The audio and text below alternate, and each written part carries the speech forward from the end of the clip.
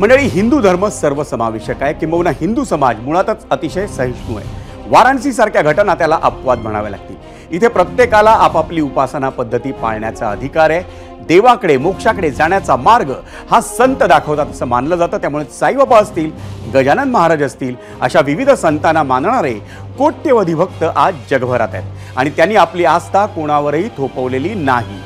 बुटी परिवारानं सांगितल्याप्रमाणे सर्वांची चर्चा करून आणि सर्व सहमतीने निर्णय घेतला असता तर साई भक्तांनी त्याला विरोध केला नसता।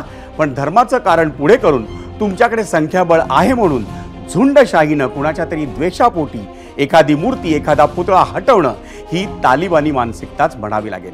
इतका संवेदनशील विषय हाताळताना योग्य ती काळजी घ्यायला हवी होती।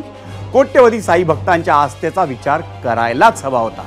यापुढे तरी यात विनाकारण राजकारण आणून हा विषय चिघळवला जाणार नाही अशी आशा करूया।